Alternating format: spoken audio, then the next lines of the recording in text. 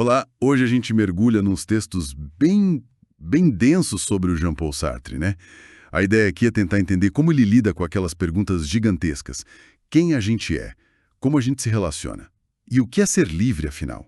Exatamente. E as fontes que a gente tem, elas exploram muito o diálogo do Sartre, sabe, com a fenomenologia, tipo Husserl, Heidegger, e também com o marxismo. Ele está sempre buscando entender a condição humana sem aquela ideia de uma essência fixa, né, pré-definida. Então, vamos focar em como ele lida com aquele desafio do solipsismo, né? Aquela ideia de que, no fundo, a gente só tem certeza da nossa própria mente.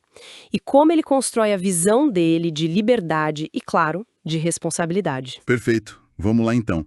Começando por essa relação com o outro.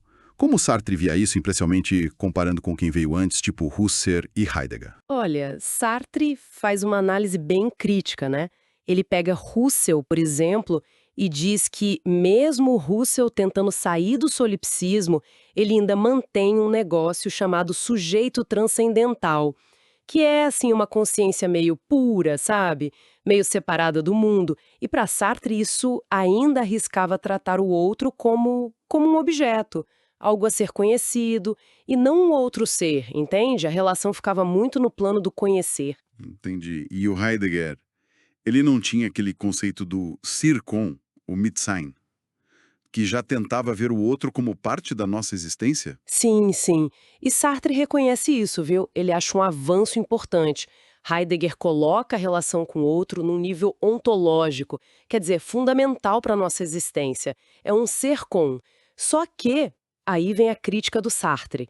Ele acha essa abordagem meio bárbara. Bárbara. Por quê? Porque, assim, o Heidegger define essa coexistência como uma estrutura essencial, certo? Mas para Sartre, ele falha em explicar o encontro real, sabe? O concreto. Como é que a gente reconhece o João ou a Maria ali na rua? Para Sartre, a relação-chave acontece no nível do ser mesmo.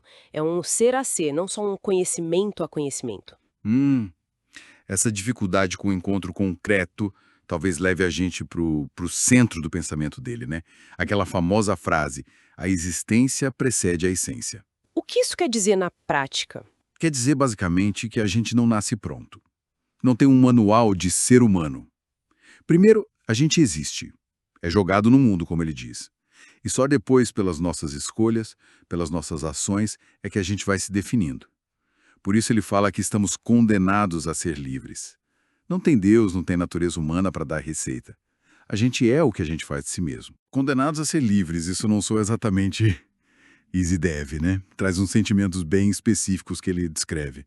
Angústia, desamparo. Desespero. Isso, precisamente. A angústia para ele não é só uma ansiedade comum, é o peso, sabe? O peso de perceber que quando você escolhe para si, você está de certa forma escolhendo um modelo para a humanidade inteira e sem nenhuma garantia externa. É uma responsa gigante. Nossa. O desamparo é isso. Não tem Deus, não tem valores prontos para guiar a gente. Estamos sós na escolha.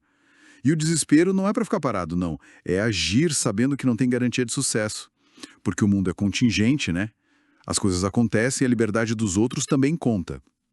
A gente age contando com as possibilidades, não com certezas absolutas. Mas isso não pode levar, sei lá, a uma paralisia? Alguns críticos falaram isso, né? Tipo, se tudo é incerto e a responsabilidade é total, como é que a gente age? Mas Sartre rebate isso com força. Para ele, o existencialismo é justamente uma filosofia da ação, do engajamento. Mesmo não escolher, já é uma escolha, entende? A autenticidade é assumir essa liberdade e essa responsabilidade toda. Já a má-fé é tentar fugir disso. Como assim, fugir? É se esconder atrás de desculpas, sabe? Tipo, eu sou assim mesmo, é meu jeito, a sociedade me fez assim. É tentar se ver como uma coisa, um objeto com características fixas, e não como um ser livre que se faz. E é importante lembrar, essa liberdade nunca é no vácuo, né? Ela sempre acontece numa situação histórica, social, pessoal. Concreta. Faz sentido. E como essa liberdade situada conversa com o marxismo? Sartre chegou a dizer que era a filosofia insuperável de nossa época, né? Parece ter uma tensão aí. Tem uma tensão, mas também uma complementaridade na visão dele. Sartre achava o marxismo fundamental porque ele olhava para o homem concreto, sabe? Inserido na história, nas condições materiais. O marxismo descrevia bem a situação. Só que ele criticava um certo marxismo, talvez mais dogmático, por às vezes esquecer do indivíduo, por tratar as pessoas só como membros de classes abstratas, a burguesia, o proletariado. E aí perdia o quê? Perdia as mediações. Ou seja, como é que as grandes estruturas, a economia, a sociedade, realmente afetam a vida de cada um? A experiência vivida, as escolhas singulares daquela pessoa específica. Ah, então o existencialismo entraria aí, para trazer de volta o sujeito, a experiência individual dentro desse quadro maior do marxismo. Exatamente. O existencialismo, para Sartre, vinha para reintroduzir essa dimensão da subjetividade, do projeto individual, dentro da análise materialista. Ele queria entender como o indivíduo vive e age concretamente dentro daquelas condições que o marxismo descrevia. É tipo aquela frase famosa do Marx, né? Os homens fazem a história, mas não fazem como querem, fazem sob as circunstâncias que eles herdam. O existencialismo, para Sartre, explora a experiência desse fazer, dessa praxis, dessa ação no mundo, sob essas condições dadas. Entendi. Então, no fim das contas, a gente fica com essa imagem do ser humano numa tensão constante, é isso?